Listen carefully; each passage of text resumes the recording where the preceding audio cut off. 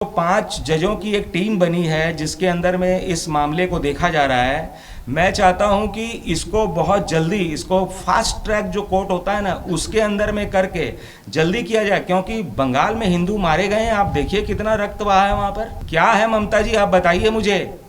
आप यदि हमारे देश के साथ में बंगाल को नहीं रखना चाहती, एक बार बोल के तो देखिए आप। अरे मुफ्ती मोहम्मद सईद अब्दुल्लाज ने बोला था तो उनका क्या हाल हुआ था, वही हाल होने वाला है। बाबा, एक तरफ ममता बनर्जी अपने नेताओं को और अपने आप को सीबीआई के चंगुल से बचाना चाहती थी, पर दूसरी तरफ अब हाईकोर्ट की तरफ से बड़ा झटका दे दिया गया है ममता बनर्जी के लिए। और हाईकोर्ट ने कहा है कि ये जो पूरा मामला है नारदा स्टिंग ऑपरेशन का, जिसमें ममता बनर्जी के ऊपर भी एफआईआर हो गई है, अब इस सारे मामले की सुनवाई करेंगे 5 जज, जिनके लिए एक बेंच तैयार की गई है।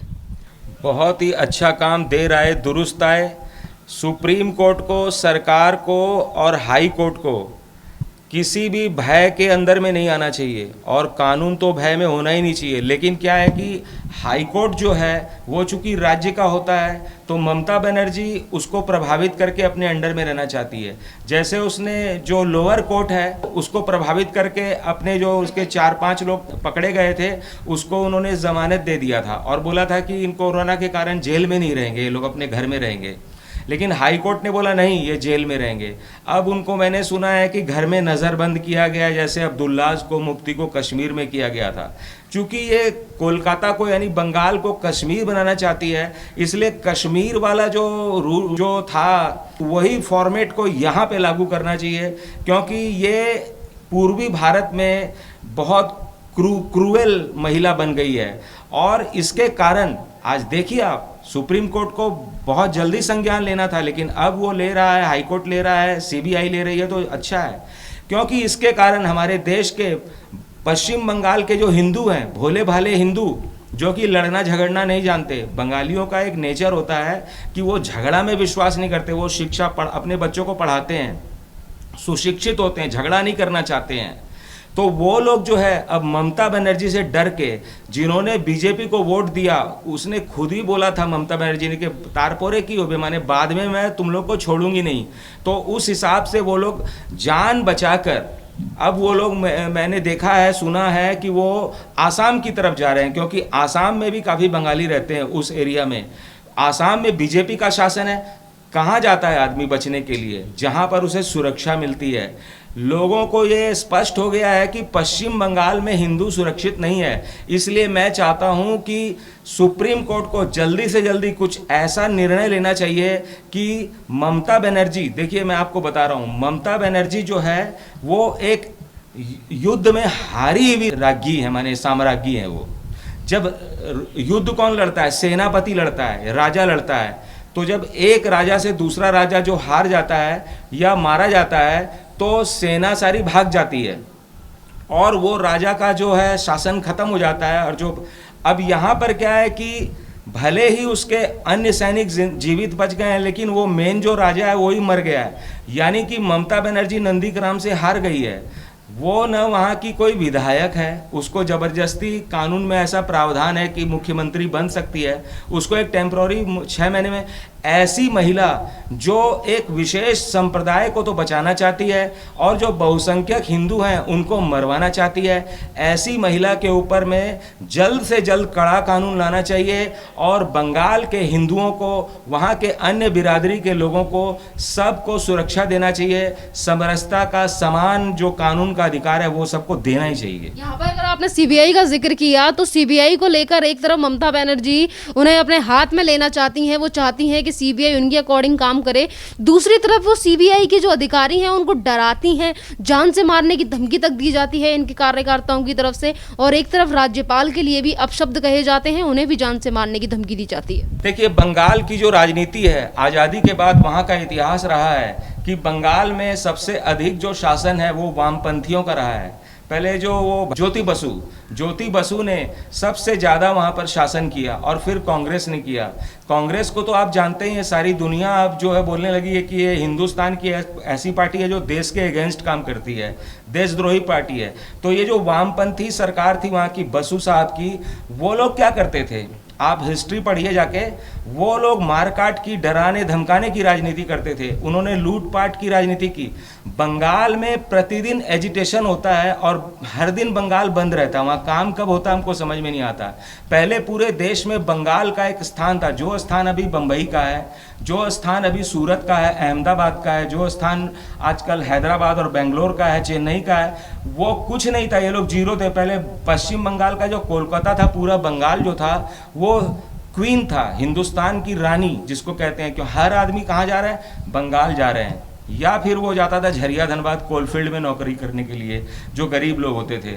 और आज कोई बंगाल जाना नहीं चाहता है, इसीलिए बंगाल के ही नागरिक बाहर के तो कैसे जाएंगे वहाँ पर, और जो वहाँ के निवासी हैं वही लोग छोड़ छोड़ के भाग रहे हैं, बताइए। तो ऐसे में जो है सरकार यदि इस कारण से कदम नहीं उठा रही है कि पॉलिटिकल, क्योंकि बीजेपी की सरकार है, वो तृणमूल है, तो लोग बोलेंगे कि ये राजनीति का, लेकिन अब सुप्रीम कोर्ट को स्वयं संज्ञान लेना चाहिए और अधिक से अधिक कड़ाई के हिसाब से उसके ऊपर कानून लाना चाहिए। वरना ये जो है बंगाल को, मैं कहता हूँ, मैं एक मांग करता हूँ, यदि बंगाल उसको, यदि हिंदू इतने ही अच्छे नहीं लगते हैं, उसको एक विशेष संप्रदाय के ममता बनर्जी को अच्छे लगते हैं, तो वो क्यों नहीं कहती, हिम्मत करती है, बोले तो वो सही कि मैं पश्चिम बंगाल को हिंदुस्तान से अलग देखना चाहती हूँ, बोले उसके अंदर हिम्मत है। तो वो जो इतना अत्याचार कर रही है, वो डिमांड करे कि मैं भारत के साथ नहीं रहना चाहती हूँ, उसके अंदर हिम्मत नहीं ऐसे बोलने की, वो खाली डरा धमका के बॉस बन के रहना चाहती है। यहाँ पर ममता बनर्जी जिस तरीके से जो हिंदू बंगाली हैं और जिनको टीएमसी के गुंडों का डर है और जिन्हें डरा रखा है ममता बनर्जी के प्रशासन ने, आज वो अपना ही राज्य छोड़कर आसाम की तरफ पलायन कर रहे हैं। तो इसको लेकर एक सुप्रीम कोर्ट में याचिका भी लगाई गई और इस बात से भी काफ़ी ज़्यादा अब लोगों को उम्मीद है कि सुप्रीम कोर्ट जल्दी कोई एक्शन लेगा ममता बनर्जी की इन हरकतों को लेकर। एक तरफ ममता बनर्जी के राज्य में इस तरीके की चीज़ें होती हैं और ममता बनर्जी धरना प्रदर्शन उन लोगों के लिए करती हैं, सिर्फ अपने नेताओं के लिए।